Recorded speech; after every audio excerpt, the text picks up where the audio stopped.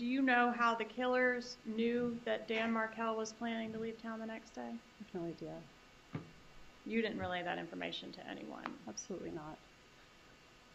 Did you have WhatsApp on your phone at the time? I really don't know. I have it now. I don't know if I had it 8 years ago.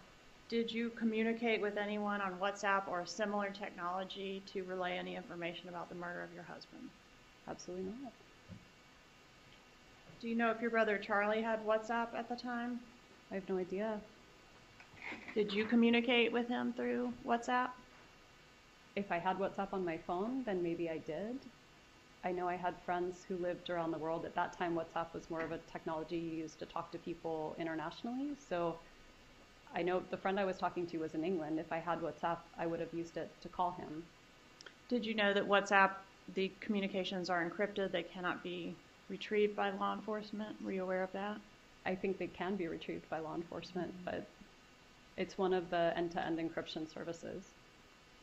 All right, and so you can't tell the jury whether you communicated through WhatsApp at all on the day of the murder? I don't remember if I had it 8 years ago. I have it now, so we could look and figure out if I had it then, but I don't know. All right, did you ever communicate with Katherine Magbanua at any time through WhatsApp? I never communicated with her at all.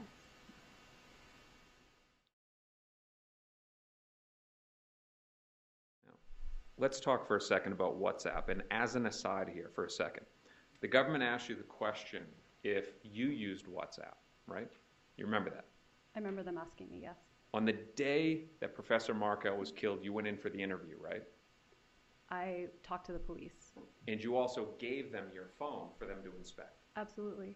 All right. So the determination of what, if any, WhatsApp was being used, they would have from the download they did that day of your phone. Sure. Now, would you be surprised to learn that your brother used WhatsApp? No. You would agree with me that WhatsApp, and you explained it well, is end-to-end encryption. Correct. In your lay opinion, if you can explain to the jurors, just in case they don't know, what that means. I know that it's something we use at my work because essentially it has the ability to keep things more private. I also know that nothing's actually private and that anyone who wants to can uncode the messages. So that's what we tell people at our work. So the thought is with WhatsApp, if I use my phone and I call somebody, the call could be listened to. If I text somebody, it's recordable, right? I think so. But with WhatsApp, you can send messages or have phone calls where there's no record of it. I don't think that's true. I think there is still a record of it. But the belief and the thought, I'll withdraw that question. Your lay understanding, though, is that the footprint that it leaves is much less than that of normal communications. I think it's different, but I think it still leaves a digital footprint that's easily uncodable. If you were to send a WhatsApp message to Ms. Kappelman, it would show that a message was sent, but it would be hard to get what the content of the message is. I don't think that's true. All right. Hello everyone, Happy New Year. I chose to make this video today about the WhatsApp messages because they came up for Wendy twice in the past trial. Once, as you just saw, with Chris DeCoste, and another time with Georgia Kappelman asking Wendy some questions. So I'm assuming that there must be some information through Wendy's WhatsApp and maybe a question of whether she was talking in code or information that we don't know about yet. And maybe Katherine Magbanua could corroborate some of that code, and be very interesting to see if there was communications between Wendy and Donna or Wendy and Charlie on the day of the murder that seemed to be code. And we're definitely waiting on Katie's proffer, but I've been doing some research on WhatsApp and exactly what the police can get from a person's WhatsApp account. And according to this article from Times of India, if a person deletes a WhatsApp, it may help them beat the police. So if Wendy had time to delete her entire WhatsApp or the messages inside, there might not be a way for police to get to it, but it is a little bit incriminating if we find that she deleted all of her messages. Doesn't make her look innocent, but the police don't have the evidence, and that just seems to be the way that it rolls with WhatsApp. but let me share this article with you. A former VTB Capital banker, Konstan Vishniak, who removed WhatsApp from his phone while he was put under surveillance for insider trading investigation, has been acquitted free by London jury. Vishniak was told to submit his 2 phones to the police when he got arrested, but just before he handed over his phones, he deleted WhatsApp along with all traces of chats. Vishniak had to admit that he had intentionally deleted WhatsApp from his phone and was charged with destroying documents that could have been served as evidence.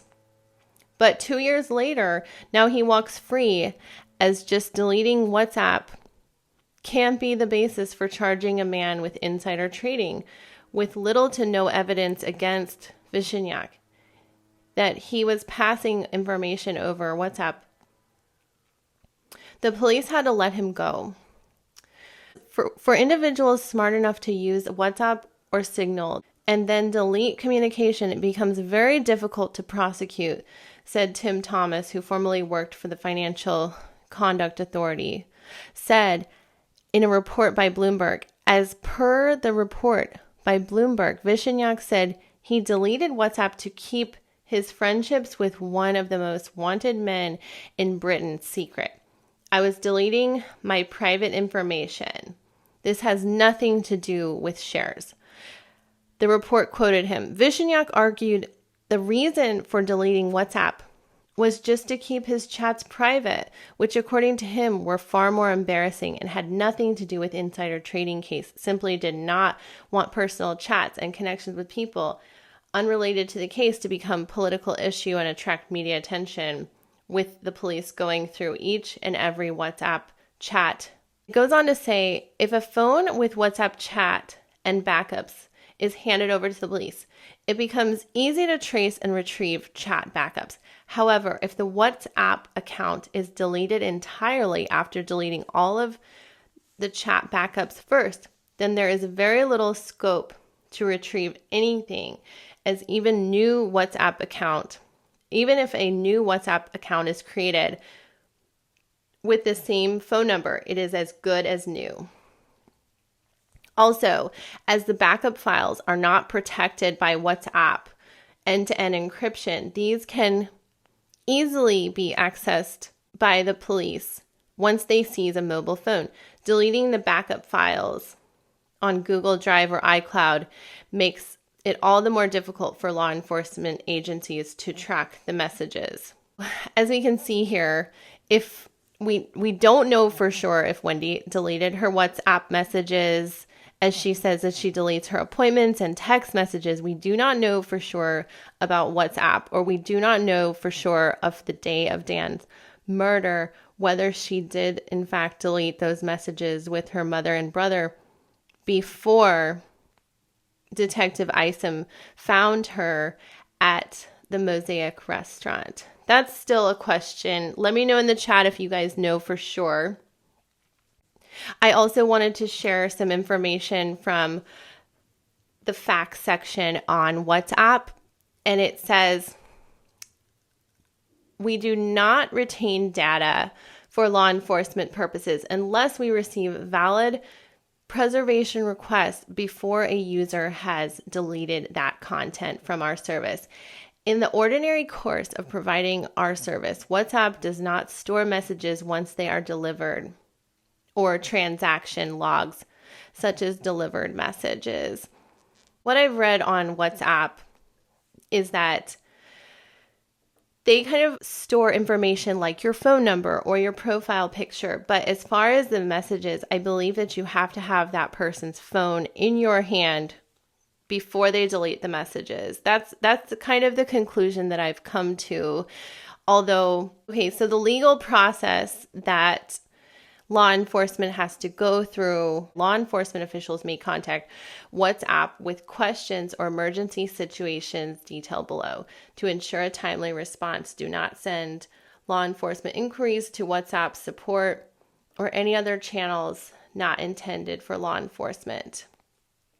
So they need a valid subpoena, and a court order or a search warrant. But all this will disclose is the about information, the profile photos, group information, address book if available. And they do not store the messages once they are delivered, or transaction logs, such as delivered message and undelivered messages from our servers for after 30 days. So for 30 days, they have the transaction logs, but after 30 days, they do not have that.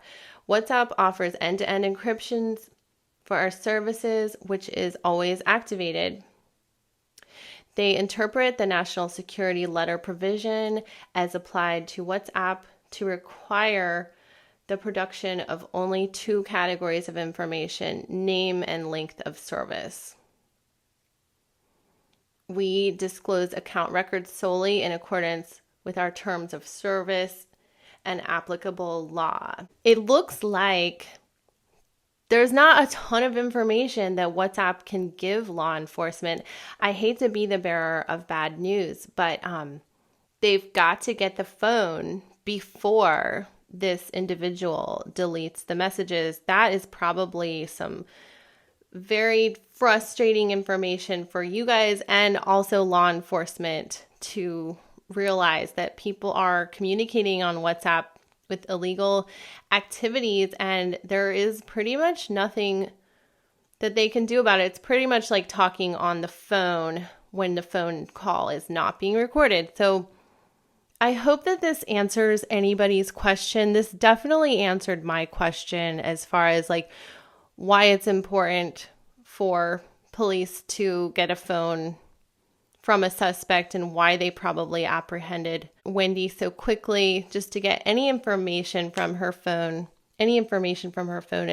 as much as possible before she could delete all those appointments. But anyway, I hope everyone is having a wonderful new year, and drop in the comments below anything you're thinking about in this case. I've been definitely thinking about something that Wendy said on the stand, which was so interesting, where she says to Chris DeCoste, isn't that the state's job? You know, it's not her job to solve the murder. And I saw the exact same line in a TV show, in a really good TV show called The Sinner on, I believe it was on USA, and now it's on Netflix, but it's a good watch. In season 3, I noticed that an actress said exactly the same way in the same tone that Wendy said, you know, isn't that your job?